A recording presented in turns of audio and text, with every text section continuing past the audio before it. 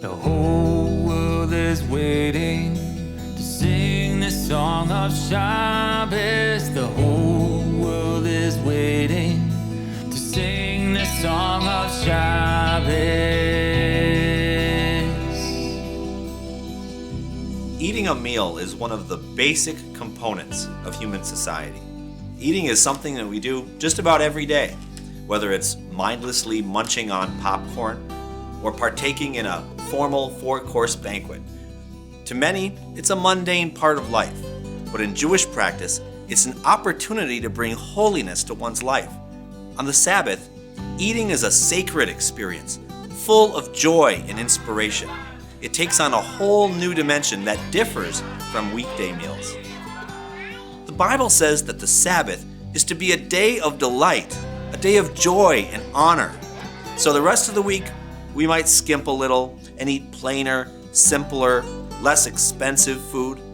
But on the Sabbath, we take our meals up a notch. This is not just for our own enjoyment. Rather, eating delicious food on the Sabbath is an act of worship itself. We gather with friends and family, lifting our voices together in prayers and blessings and songs and words of Torah. Every morsel we eat reminds us of the messianic future, the time when every day will be like the Sabbath. Mealtime is family time, especially on the Sabbath. Children love to eat, so the meals of the Sabbath afford us a unique opportunity to instill our children with godly values. By making your Sabbath meals both a tasty and holy experience, your children will naturally be drawn to holiness. The first meal of Shabbat happens on Friday night. At the beginning of this meal, a special prayer is pronounced called Kiddush, which means sanctification. This is a blessing that formally acknowledges the sanctity of the Sabbath, and it sets the tone of holiness and blessing for the entire meal. Often, this meal is served in several courses, and among the many dishes, it typically includes bread, meat, and wine. Bread has been considered the staple food since ancient times, traditionally present at every meal. In fact, the Hebrew word for bread, lechem, is often used to refer to food in general. Meat is a luxury that we use sparingly during the week, and it brings honor and joy to this sacred occasion. Wine is a symbol of blessing and happiness.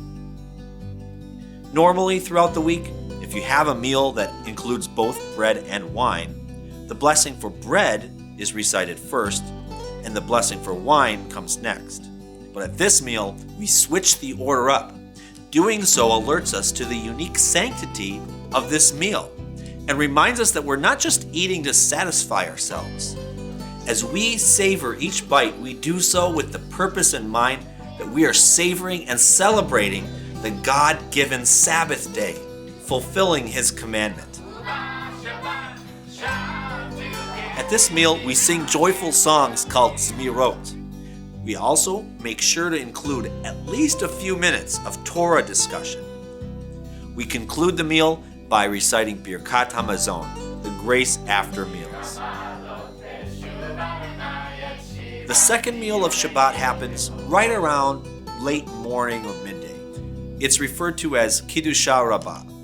This meal also typically includes wine, meat, and bread, and it's customary to include something that has been kept warm since before Shabbat began, like a stew. Again, at this meal, we make a blessing on the wine before the bread. And there are songs, words of Torah, and Birkat HaMazon, the grace after meals. We eat the third meal of Shabbat in the afternoon, toward sunset. This meal is sometimes called Seudah Shlishit, which means third meal, or Shalosh Seudot, which means 3 meals. In Ashkenazi culture, it's typically slurred Shalosh Shudas.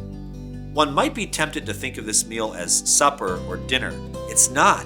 It's a special meal just for the Sabbath that otherwise does not exist during the week.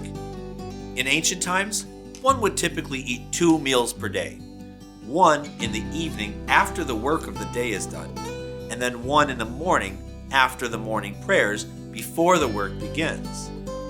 On the Sabbath, we increase our joy by eating a special third meal. This meal tends to be pretty light, maybe just some cake or fruit, because people are usually not that hungry. The whole purpose of the meal is just to get one more chance to bless God and to worship Him through enjoyment. There is one final meal connected to the Sabbath, but it does not fall on Shabbat. Instead, this is the meal that is eaten on Saturday night after Shabbat has ended. But this is still not just an ordinary meal. This meal is called Malave Malcolm, which means escorting the queen. It's like a farewell party for Shabbat. This is the first meal of the new week, since the first day of the week begins on Saturday night as darkness falls and Shabbat ends. This was the meal that the believers were partaking of together in Acts 20. Together, the meals of Shabbat are not just a way to pass the time or satisfy our stomachs. They're opportunities to celebrate the goodness of God and to delight in His commandments. I want to encourage you to take the next step. You're eating already anyway. Why not make your meal something special? Make your Sabbath meals special and join the chorus of the generations by lifting your voice in prayer, blessings, and songs and words of Torah. Shabbat Shalom. The whole